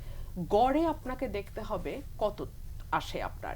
এই গড়টা করতে গিয়ে দেখা যাচ্ছে প্রতি মাসে গত 3 বছর ধরে আমরা $1 বিলিয়ন করে হারাচ্ছি। রপ্তানি একটু বাড়ে, রেমিটেন্স অনেকখানি কমে, রেমিটেন্স একটু বাড়ে, রপ্তানি অনেকখানি কমে, টাকা পাচার অনেকখানি বাড়ে, ইত্যাদি প্রভৃতি সব কিছু মিলায় ঝিলায় প্রতি মাসে $1 বিলিয়ন নাই হয়ে যাচ্ছে। এবং কথায় কথায় আমি একটা কথা বলি, সরকারের কেষ্টা ব্যাটার কোনো অভাব নাই। করোনার থেকে কেষ্টা আরম্ভ হয়েছে, যা কিছু সমস্যা হয় সরকার বলে এই করোনা, রাশিয়া ইউক্রেন যুদ্ধ, বিশ্বমন্দা। কিছুদিন আগে দেখলাম আমাদের প্রধানমন্ত্রীর জ্বালানি উপদেষ্টা তৌফিক ইলাহি বলল, যা সমস্যা দেখতে পাচ্ছেন অর্থনীতির, সব পশ্চিমাদের কারণে এরকম হচ্ছে। মানে হয়েছে কি, 5 বছর পর পর না যাইতে হয় না মানুষের কাছে। যে দেখেন মোদির চেহারা, যে নিজেকে 2 দিন আগে পরমেশ্বর বলে ঘোষণা করছে, তার সবকিছু নাকি উপরের থেকে আসে, ডাইরেক্ট কানেকশন। সে যা বলে সব নাকি উপরের কথাবার্তা বলে, পরমাত্মার অংশ সে। মুখটা চুন হয়ে গেছে, নাইডু নিখিলের পিছনে দৌড়াদৌড়ি করতে হয়েছে, নীতিশ না, নীতিশ আর নাইডুর পিছনে দৌড়াদৌড়ি করতে হচ্ছে। তো এই হচ্ছে বাস্তবতা। 5 বছর পর পর 284, 303, ধাম করে 240 হয়ে যায়, কারণ সেখানে মানুষের ওই ব্যালটের মধ্যে অধিকার আছে। আমার দেশে মানুষের ব্যালটের অধিকার নাই বলেই 8.5 লাখ কোটি টাকা পাচার হয়ে গেছে 10 বছরে। তো কি হয়েছে?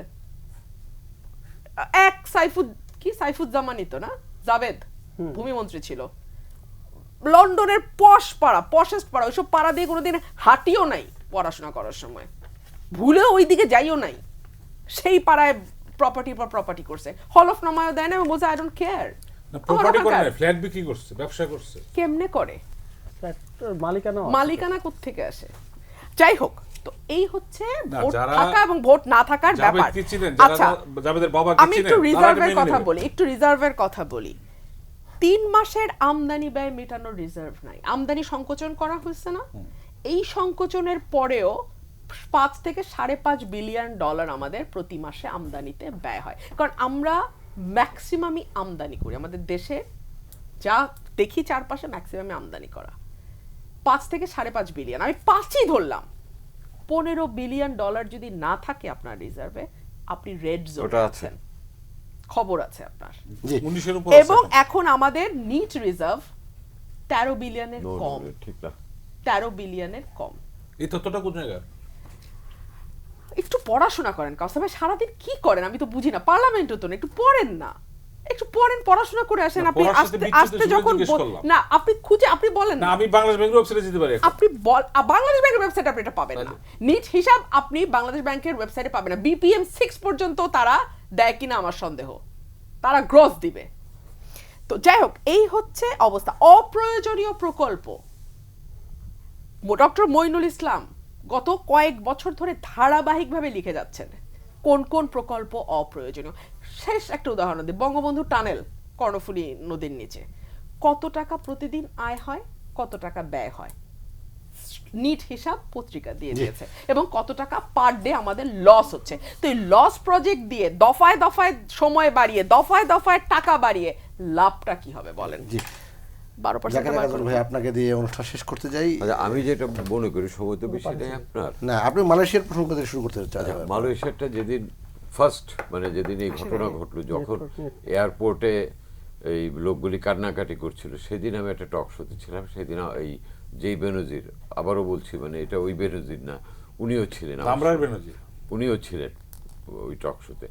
উনি মানে রীতিমতো হাত দিয়ে ফেলে যে আমার কাছে যে আমার কোনো লোক যে পাঠানো বাকি নেই এবং আমি 80,000 দিয়ে বেশি দিয়ে লোক পাঠাইনি। তথ্যটা মানে এটা অর্ধসত্য বলে আমি মনে করি, কারণ যে উনি দালালদের উপর দোষটা চাপিয়ে দিলেন, তাই না? কিন্তু দালালদের দায় হয়তো এড়ানো যায়, কিন্তু দায়িত্ব কিন্তু এড়ানো যায় না। তবে আমার কাছে যেটা ভালো লাগছে, গতকাল মানে এখন পরশু হয়ে গেছে, গত পরশু পার্লামেন্টে কিন্তু মাননীয় প্রধানমন্ত্রী এটা অ্যাড্রেস করেছেন এবং আমি আশাবাদী যেটা অ্যাডজাস্ট হবে। কিন্তু আবার ওই মালয়েশিয়া ঢালাওভাবে নেবে এটাও আমি বিশ্বাস করতে নারাজ, কারণ তাদের হাই কমিশনার স্পষ্টতই বলেছে। আমি যেটা মনে করি, এটা নিয়ে যে অভিযোগটা আছে যে আওয়ামী লীগের বিরুদ্ধে তো একটা সিন্ডিকেশনের অভিযোগ আছে, এটা কেউ এটাকে বলছেন যে এখানেও একটা সিন্ডিকেশন হয়েছে। তো এটা আওয়ামী লীগকে প্রমাণ করতে হবে যে এটা সিন্ডিকেশন হয়নি এবং তাদের বিরুদ্ধে ব্যবস্থাটা নিতে হবে, কারণ এটার সঙ্গে কিন্তু আমাদের একদম প্রান্তিক মানুষজন জড়িত। যেহেতু মাননীয় প্রধানমন্ত্রী গত পরশুদিনই বলেছেন, কারণ এখন তো 1টা বেজে, আমি দেখতে চাই যে এটা কি হয়। যদি এটা না হয়, এটা আওয়ামী লীগের জন্য আরেকটা কলঙ্ক তিলক হয়ে থাকবে বলে আমি বিশ্বাস করি, আমি মনে করি। কিন্তু আমি বিশ্বাস করতে চাই মাননীয় প্রধানমন্ত্রী এটা অ্যাড্রেস করবে। আর এই যে ঋণের কথা যেটা আসছে, এটা ঠিক ঋণ, আমি যেটা মনে করি বাংলাদেশের যে আমাদের কিন্তু সাপ্লায়ার্স ক্রেডিটটা বেশি, সাপ্লায়ার্স ক্রেডিটে কিন্তু ইন্টারেস্ট সবচেয়ে বেশি, এটাও মাথায় রাখতে হবে।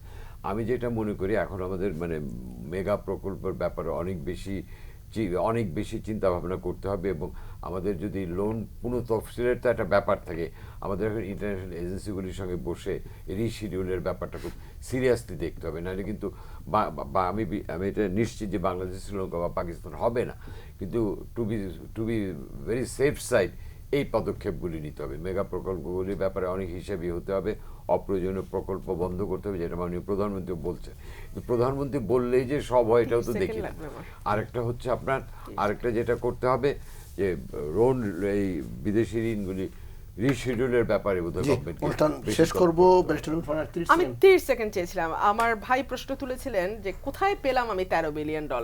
প্রথম আলো 14ই মে 2024, হেডলাইনটাই হচ্ছে প্রকৃত রিজার্ভ কমে $13 বিলিয়ন নিচে। জি, আমরা এই বিষয়ে নিশ্চয়ই প্রথম আলো ছাড়া অন্য কোনো তথ্য পরবর্তীতে আলোচনা করতে পারবো। মামলা করে দেন কোথাও আজকে এখানে শেষ করতে হচ্ছে বিএসআরএম গণতন্ত্র এখন। অসংখ্য ধন্যবাদ ব্যারিস্টার রুমিন ফারহানা, ডক্টর জাহিদুর রহমান, জাকারিয়া কাজল এবং অ্যাডভোকেট এবিএম রিয়াজুল কবির কাউসার আপনাদেরকে। এবং সুপ্রিয় দর্শক, আপনারা যারা এতক্ষণ আমাদের সঙ্গে ছিলেন আপনাদেরও ধন্যবাদ ও কৃতজ্ঞতা জানিয়ে আজকে অনুষ্ঠানে শেষ করছি। সবাই ভালো থাকবেন, সুস্থ থাকবেন। আল্লাহ হাফেজ।